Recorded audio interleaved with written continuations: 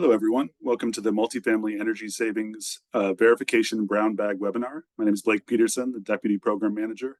I'll be taking you through some best practices in submitting your verification packages. So first, I wanted to get into why go over these tips. A smooth verification process really makes everything faster. If everything's submitted complete and all at once to our team for verification review, it leads to faster review, approval, and payment. We know everyone wants to get paid after construction is complete, so we're just trying to make that as smooth of a process as possible. There are some common verification errors we find that we just wanted to underline here and kind of go over how to avoid those. Those can cause unnecessary delays. And a general theme that'll be true across almost all of these slides is consistency, where different documents are compared against each other by our team. And we just want to make sure that everything matches across all the different various documents that make up a verification package, which we'll look at now. So first, let's look at a complete verification package. The top 6 of these items are the most salient for this conversation because many of the others we will have gathered already during enrollment. But first, we have the project verification form, then the invoice. If there's a subcontractor plus a GC, we'd want one consolidated invoice. Verification photos as well, measure specification sheets, and closed permits if applicable to the scope of work. And we'll get into all of these in more detail. The incentive recipient certification, utility bills, W-9, and property level application and POA. Again, we'll break these down in some more detail, but this is the full picture just to set the stage. Number 1 would be the project verification form. This is the most common delay we find in verification packages for 2 reasons. One is that the total project cost refers to, well, exactly that, all costs incurred by a project, not necessarily tied to incentives. It's not just the measures that are incentivized or that were approved, but anything that went into the project would be in that box there.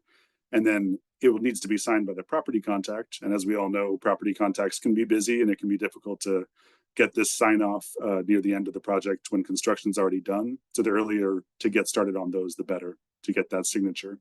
And just ensure again that the total cost is in there, and that will match the invoice, which we'll go over now. So for the invoice, we have 2 slides here, more complicated submission. Your energy advisor for your project can give you an invoice template and guide you through this generally. But one of the main things is to include model numbers, and those model numbers will be comparing with the photos on site and the spec sheets that were approved. So the model numbers have to be consistent across those 3 documents, all listed out here. And then you can include all construction costs as well, similar to that verification form where it's total cost, not just incentives. All construction costs would go on this invoice. We can go to the next. Another element is in the north, in PG&E territory, that is. This is not a requirement in the south. We need the material and labor costs broken out and separated, again, in PG&E territory specifically. And any other cost sections you can add regardless of territory. Shipping, permits, rentals, like a lift or things like that. We'd want all those included on the invoice with receipts for those other costs. Separate receipts to be submitted alongside the invoice, and we'll do what we can to cover those costs that were necessary for installing one of our measures. We can move on. Next, we'll get into the photos. So starting here, just for general equipment, and the general rule that you see throughout is an establishing shot of where the equipment was installed, and then a close-up on the model number and serial number. Again, these will be compared with the invoice and the spec sheets. So we want that kind of wider shot and then a close-up. And we'll see that repeated a few times. For insulation, we still have those things, the establishing shot of the entire attic in this case, and then the depth marker kind of counts as that close-up. The installation standards manual, the IS manual, will specify like heat producing devices need some blocking around them. And you can see a picture there demonstrating that. Any of those precautions we'd also want to have pictures of so we can verify based on that IS manual. For lighting, there are a few things to note. Still, as pictured, the establishing shot and the close-up with the model number.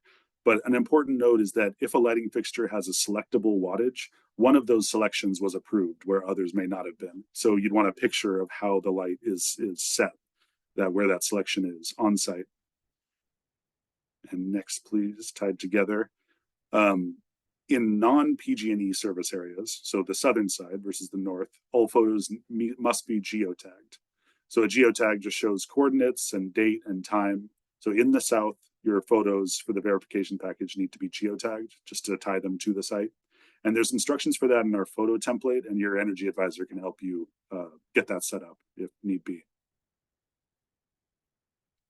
All right, so now we're on to the measure specification sheets. Enclosed permits, measure spec sheets we will have gotten during the scope of work development, but we'll be confirming all those there and making sure we have the right things. If there were any change orders, anything like that, we'll need the correct model number highlighted. And again, that would need to match the photos, match the invoice.